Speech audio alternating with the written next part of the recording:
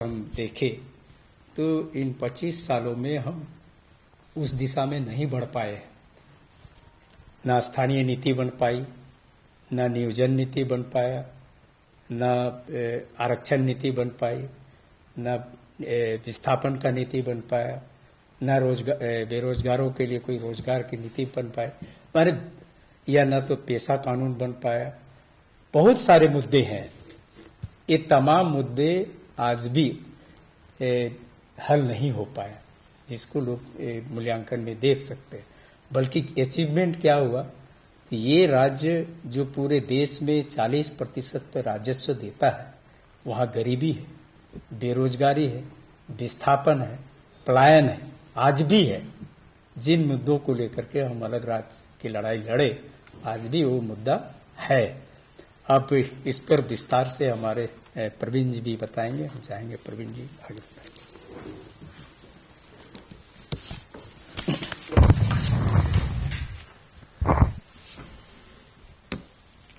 जैसा कि doctor Dawson Bhagat ji ने कहा कि झारखंड जो है एक लंबे संघर्ष के बाद झारखंड अलग राज्य बना, और ये हम लोगों का सौभाग्य है कि हम लोगों ने अलग राज्य की लड़ाई लड़ी और हमारे जीवन काल में इस राज्य का गठन हो पाया।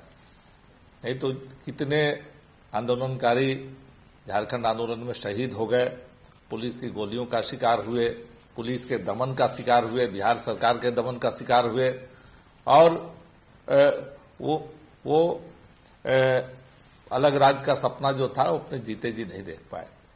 लेकिन आज जब झारखंड के 25 वर्षों की यात्रा को हम देखते हैं तो एक बात स्पष्ट रूप से हमें समझ में आती है कि जिन आकांक्षाओं को लेकर, जिन सपनों को लेकर वो शहीद हुए, जो शहीदों ने जो सपना देखा था, 25 वर्षों में भी ये हमारा दुर्भाग्य है कि हम उन सपनों को अभी तक पूरा नहीं कर पाए हैं। और इसके लिए एक नए सिरे से झारखंड के नवनिर्माण का जो संघर्ष है उसको तेज करने की जरूरत है। आज का झारखंड जितना बटा हुआ दिख रहा है और जिस राजनीतिक बिसात पर झारखंडी जनता को खंड खंड में बांटने की जो साजिश की जा रही है, इस साजिश के खिलाफ आजसू फिर से नवनिर्माण की लड़ाई को आगे बढ़ाएगी। झारखंडी जनता की एकजुटता की लड़ाई को आगे बढ़ाने का हम संकल्प लेते हैं इस 25 वर्ष में। और सबसे बड़ा दुर्भाग्य है कि वर्तमान जो परिस्थितियां उत्पन्न हुई हैं, इन परिस्थितियों में विकास का जो दौड़ है, विकास की जो रफ्तार है, वो कहीं थम सी गई है विगत 6 वर्षों में इस सरकार के कार्यकाल में। और अब तक की सबसे, अगर हम इसको कहें तो 25 वर्षों में फिर वापस 25 वर्ष पीछे सरकार ने झारखंड को पहुंचा दिया है। जनजातीय संस्कृति, आदिवासी संस्कृति, क्षेत्रीय संस्कृति, मूलवासियों की संस्कृति, भाषा संस्कृति की जब बात करते हैं तो अभी तक इस पर इस सरकार ने कोई पहल नहीं की, इसके संरक्षण की, इसके संवर्धन की। इस सरकार के कार्यकाल में अगर हम देखें तो गरीबी जो है राष्ट्रीय औसत से काफी ज्यादा, राष्ट्रीय औसत अगर 22% है तो 40% के लगभग यहाँ गरीबी का यहाँ पर औसत है, राष्ट्रीय औसत है। बेरोजगारी भी राष्ट्रीय औसत से यहाँ पर ज्यादा है, जबकि सरकार ने कहा था कि हम 5 लाख लोगों को रोजगार देंगे। 1 लाख लोग को भी रोजगार देने में ये सरकार सफल नहीं रही। ये खनिज संपदा से भरा पूरा राज्य है और यहाँ संभावनाएं बहुत हैं।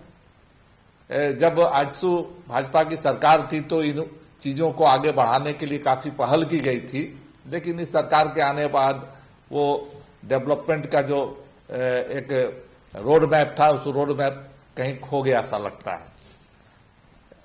अभी साक्षरता की दर में भी अगर हम बात करें तो राष्ट्रीय स्तर 77.7 है, लेकिन झारखंड में अभी 66.41% ही साक्षरता की दर है।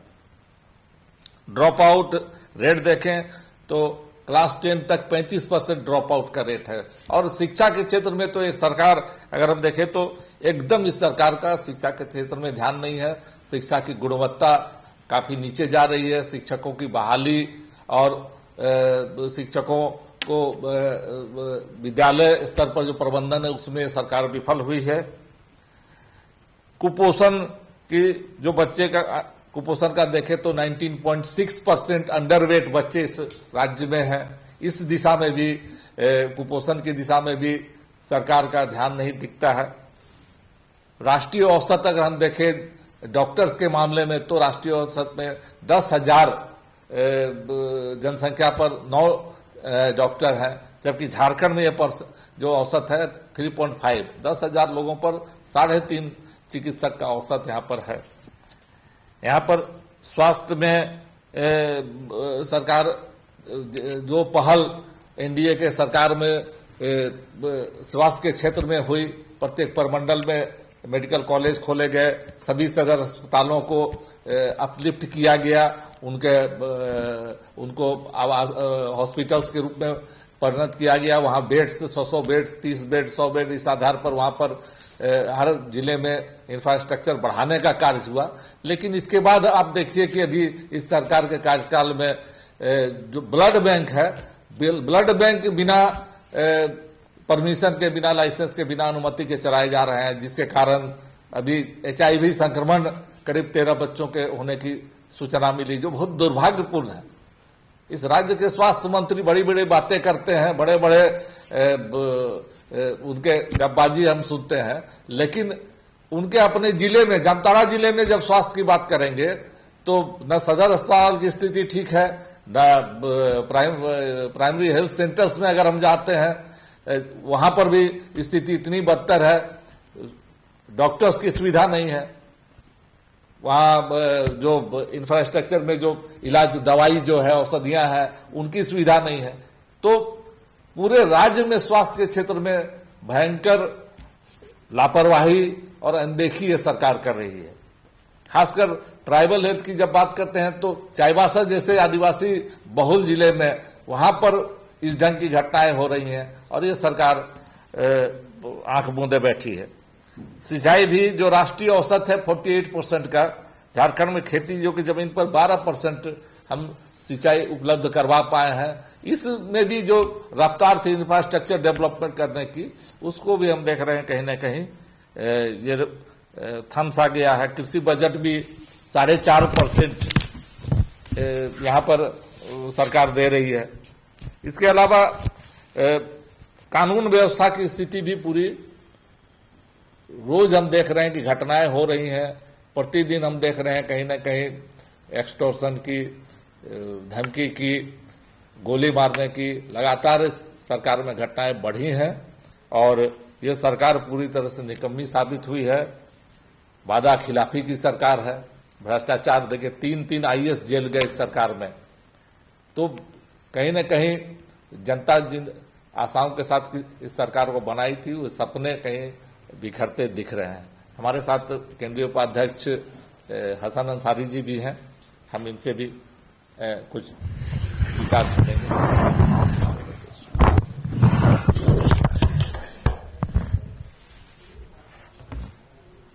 हमसे पहले सारे लोगों ने बहुत चीजों को ब्रीफ किया है। हम इसमें एक बिंदु रखना चाहेंगे, जिन युवाओं के संघर्ष के बुनियाद पर इस राज्य का गठन हुआ, उसमें हजारों लोगों ने अपने जानों की कुर्बानी दी और घर से बेघर हुए। आजसू के एक छात्र नौजवान थे जिन्होंने खरसावा में नो झारखंड, जब तक झारखंड नहीं तो सर्टिफिकेट दिलाने का काम किया। हजारों लोग बेघर हुए, हजारों माएं अपने औलाद से वंचित रही, हजारों पत्नियां विधवा हुई, हजारों बच्चे यतीम हुए। इस राज्य के गठन के बाद वर्तमान में जो सरकार है, जो कहती है कि जल जंगल जमीन की सरकार है और जो कहती है कि हम झारखंड आंदोलन के सबसे बड़े पुरोधा हैं, 6 वर्ष लगातार वो सत्ता में है। आंदोलनकारियों के प्रति उनका कोई भी विशेष लगाव नहीं है। एक नाम मात्र का आंदोलनकारी चिन्हितीकरण आयोग स्थापित करके रखा है, जो एक व्यवसाय के रूप में विकसित हो रहा है। ये सारे लोगों को पता है कि वहां रिश्वतखोरी का यह आलम हो गया है कि 5,000 6,000 रुपया दीजिए और कोई भी XYZ ABCD आदमी आंदोलनकारी बन जा रहा है। इससे मूल आंदोलनकारी सरकार के सूची में आने से वंचित हो जा रहे हैं। यह एक बहुत बड़ा स्कैम है। अगर आने वाले समय में सरकार आंदोलनकारियों के प्रति कुछ कल्याणकारी योजना चलाना चाहेगी तो अरबों खरबों रुपए का खर्च होगा। जो वास्तव में कभी आंदोलन किए नहीं, आंदोलन के दरमियान कहीं थे भी नहीं, किसी की पैदाइश भी नहीं हुई थी, आज वो भी आंदोलनकारी के रूप में चिन्हित हो रहे हैं। सरकार इस पर ध्यान नहीं दे रही है। दूसरी चीज हम कहना चाहेंगे कि ये सरकार 6 वर्षों में जिस तरह का शासन चलाई है, अलग राज्य हुए 25 वर्ष हुए, जितनी निकम्मी और भ्रष्ट सरकार अभी है, न पहले कभी इस तरह की कमजोर सरकार थी, निकम्मी सरकार थी, और न भविष्य में कभी इस तरह की कमजोर सरकार और निकम्मी सरकार आएगी। आज हर तंत्र पर, हर कार्यालय में भ्रष्टाचार आकंठ सर चढ़ के बोल रहा है। सबसे बड़ा समस्या है इस राज्य में भूमि का। यहां के जो सीओ हैं वो स्वघोषित जमींदार बन गए हैं। आप अपना एक जेन्युइन म्यूटेशन का काम लेकर के जाए या ऑनलाइन चढ़वाने के नाम लेकर के जाए, एक एक डिसमिल पर 10,000, 20,000, 30,000, 50,000 रुपया फिक्स कर रखा है। उसके बगैर किसी की कोई सुनवाई नहीं है। यहां के लोग परेशान हैं। ये सरकार कहती है कि हम कल्याणकारी सरकार है, हम झारखंडियों की सरकार है। ये झारखंडियों की हितैषी होने की बात करती है। ये पूरी तरह खोखला और थोथी बात है। सरकार इस पर ध्यान दे। पूरी तरह नौकरशाह और अफसरशाह इस सरकार पर हावी है। ये सरकार लॉ एंड ऑर्डर के संदर्भ में जो कहा, जगह जगह पर लूट खसोट की घटनाएं घट रही है। यहां के थानेदार, एसपी बेहतर जगह पर पोस्टिंग के लिए परेशान है, करोड़ों रुपया देकर पोस्टिंग करा रहे हैं। और थानेदार कर क्या रहे हैं? ट्रक गिनने का काम कर रहे हैं। अवैध खनन के माध्यम से कोयला का बेदरीन लूट हो रहा है। अभी कुछ दिन पहले हमको लोग बता रहे थे कि रामगढ़ और बोकारो जगह क्षेत्र में लगता है कि सीसीएल बी टीम है। सीसीएल जो अधिकृत है केंद्र सरकार की उत्खनन के मामले में और कोयला की करने के मामले में, वो लगता है कि उसका 40% डिपो चल रहा है और 60% डिपो अवैध लोगों का चल रहा है। और उसका शेयर किसके पास जा रहा है? सारे विधायकों के पास, सारे मंत्रियों के पास जा रहा है। नौकरशाह और मंत्री इस पर आकंठ डूबे हुए हैं। सरकार इस पर त्वरित कार्रवाई करे और आने वाला समय में इस राज्य की जनता इस सरकार से बेहतर अपेक्षा करती है कि सरकार अपने क्रियाकलापों में सुधार लाए।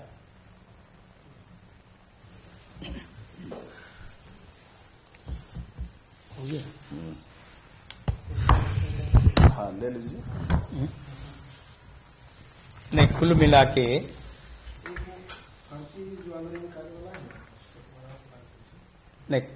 के जो लोग आंदोलन किए वो आज सम्मान उनको भी नहीं मिल पाया है, न चिन्हितीकरण का काम हो पाया है। मैंने जो राज बनाया, जिनके बनाने पर राज चल रहा है, आज उन्हीं को ही सम्मान नहीं मिल पाया। वो दर दर भटक रहे हैं, रोज सम्मान के लिए आंदोलन कर रहे हैं। ये बड़ा दुर्भाग्य की बात है।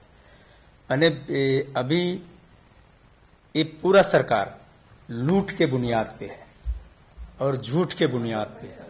यहाँ झूठ और लूट का सरकार चल रहा है। ब्यूरोक्रेसी पे, मैंने डेमोक्रेसी पे ब्यूरोक्रेसी पूर्णतः हावी है। मैंने लोकतंत्र चल नहीं रहा है, यहाँ तो एकदम अफसरशाही का तंत्र चल रहा है। मैंने जो जनता उम्मीद की थी, जो आकांक्षाएं थी, वो सपना इन 25 सालों में उस दिशा में हम बढ़ते हुए नहीं दिखाई पड़ रहे हैं। हम क्योंकि खुद आंदोलनकारी संगठन से हैं, हम लोगों ने एक उद्देश्य के साथ इस राज्य के गठन के लिए लड़ाई लड़ी, तो उस उद्देश्य के पूरा नहीं होने से जनता में हताशा है। सिर्फ मैया योजना के नाम पे मैया को सम्मान दे करके सोचेंगे कि यहाँ के लोगों का मान सम्मान बचेगा। हमको लगता है कि हम कहीं न कहीं अपने आप को शर्मिंदगी महसूस करते हैं। गौरवान्वित होना चाहिए, उसके जगह पर शर्म महसूस होता है कि यहाँ लूट को ही आधार बना दिया गया है। बालू लूटो, कोयला लूटो, आयरन ओर लूटो, जमीन लूटो, और एकदम पूरा सिंडिकेट बना हुआ है और उसका संरक्षण, सरकारी संरक्षण में लूट हो रहा है। ये सबसे बड़ा दुर्भाग्य जो हम लोग नहीं चाहते। उम्मीद था कि झारखंड बनेगा तो एक आदर्श राज्य बनेगा और पूरे देश में सबसे अव्वल राज्य बनेगा, सबसे बेहतर राज्य बनेगा, 40% राजस्व देने वाला राज्य इस राज्य को के लोगों, गरीब जनता की भूख नहीं मिटा पा रही, ये सबसे बड़ा दुर्भाग्य।